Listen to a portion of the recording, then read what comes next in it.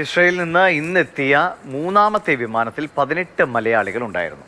വ്യോമസേനയുടെ C-17 globe master വിമാനത്തിലാണ് ഇവർ പാലം വ്യോമത്താവളത്തിൽ എത്തിയത്.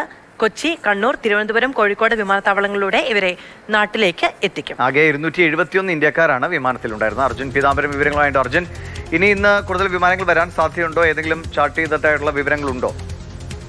സ്ഥിതിഗതികൾ ശാന്തമാകുന്ന സ്ഥിതിക്ക് ഇനി ഈ ഓപ്പറേഷൻ അതിൻ്റെ ഒരു അവസാന ഘട്ടത്തിലായിരിക്കുമോ?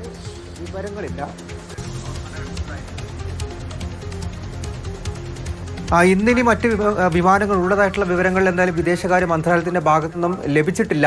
ഇന്നിപ്പോൾ ഇതിനോടകം തന്നെ 3 വിമാനങ്ങൾ അത് ഇസ്രയേലിൽ നിന്ന് മാത്രം വന്നു. ഒപ്പം ഒരു വിമാനം ഇതിനോടകം ഇറാനിൽ നിന്നും വന്നിട്ടുണ്ട്. ഇന്നിപ്പോൾ ഇസ്രയേലിൽ നിന്ന് ഇന്നൊരൊറ്റ ദിവസം മാത്രം 32 മലയാളികളാണ് മടങ്ങിയെത്തിയിരിക്കുന്നത്. ആകെ 652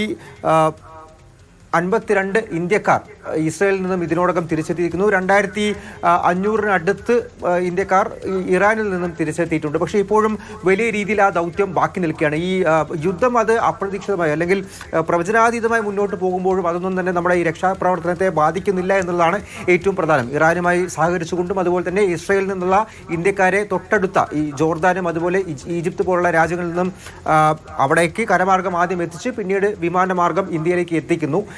ഇതിലൊന്നും തന്നെ യാതൊരു തടസ്സവും നേരിടുന്നില്ല. അതിൻ്റെ കാര്യങ്ങളെല്ലാം തന്നെ ഇന്ത്യൻ എംബസിയും അതുപോലെ വിദേശകാര്യ മന്ത്രാലയവും നേരിട്ട് നേതൃത്വം നൽകി ചെയ്തുകൊണ്ടിരിക്കുന്നു.